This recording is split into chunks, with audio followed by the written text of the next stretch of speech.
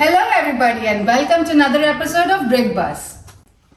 Today, as you might have guessed, we are not in our office, but we are in this awesome location called SLS Hotels and Residences. So today's episode of Brick Bus is going to be all about fractional title deed and guaranteed rental incomes.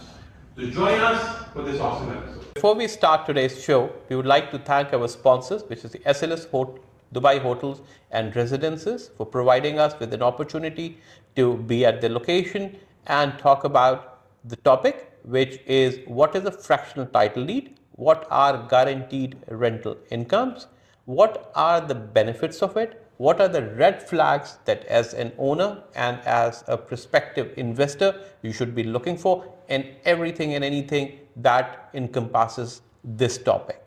So to start with, I will ask Angela, what do you believe is a fractional title deed?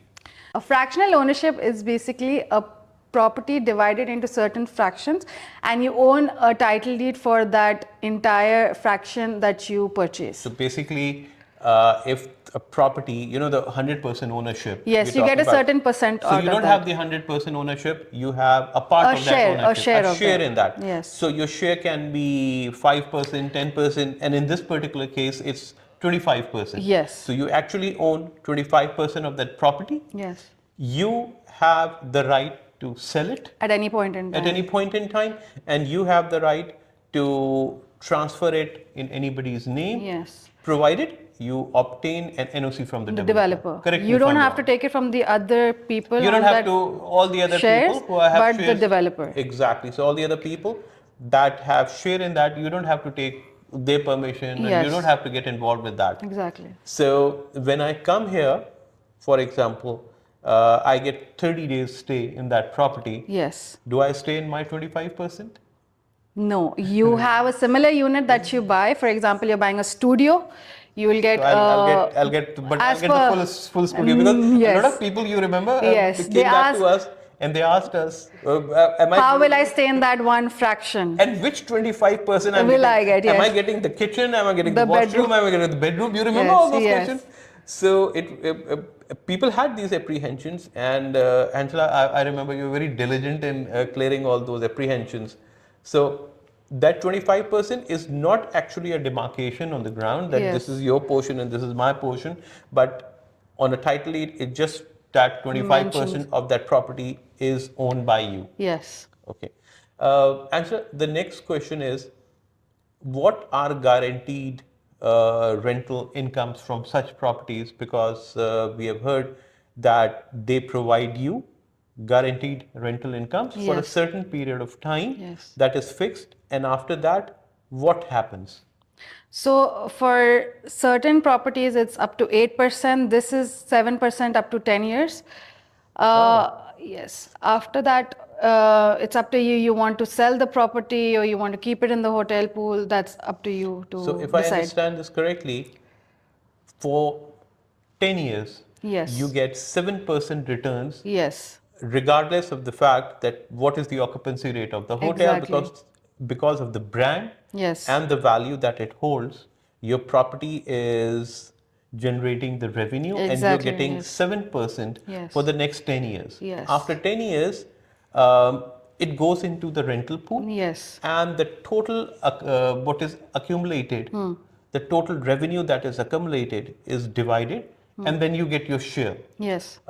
In most of the properties, that is either 30-70, where 30% goes to the operator and 70% goes to the owner, or it can be 40-60, where 40% goes to the operator and 70% they give you the options after the 10 years, and then if you want to sell it, you want to put it in that pool, it's up to after 10 years, you are receiving 70% of whatever you have invested. So your 70% has been returned back, and you still retain the ownership of that property.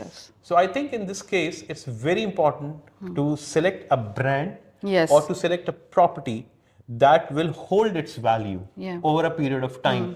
The brand would do utmost amount of maintenance and upkeep of that property so that it does not go low in the value and it retains this value. Rather, you get a better dividend after 10 years because it was operated in that manner. Correct me if I'm wrong. Yes, that's correct. Okay.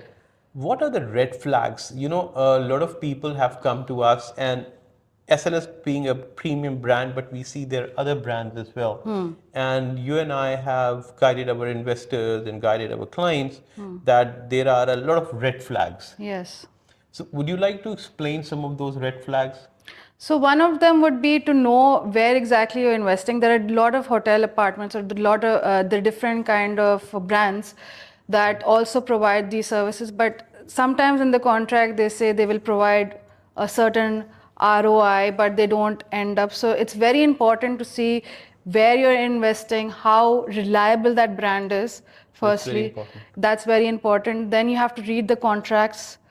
Um, You have to read the contract, and make sure that everything is penned down and yes, everything is written in, yeah, and whatever they have verbally a promised promise, you it is should be on actually the transpired contract. on the It's paper. on the contract. One very important feature is that what we see, that the price of the property. Yes. At times we have a market dynamics and we have a market standard property, Yes. and even if the brands are very nice, that is a value addition for that. But we see that the price at which the property is sold is exuberantly high. Yes. So whatever your returns come from, they are coming from a high dividend that you've already paid to the developer, Yes. and they're just returning you that The money amount back. in Yes. bits and chunks. Yes. And at the end of the day, when you want to sell that property, it will not hold its value, and you will feel the pinch of the loss at that particular time. Exactly. So that is one of the most important elements that we have to be cognizant about. And that was all we had, I think, for this Yes. episode. Thank you, Angela. And thank you, SLS, for providing us this opportunity to shoot this here. And as Angela says, Thank you all for watching. See you in the next video. I couldn't say it better. So that's the reason I asked you. Thank you, guys.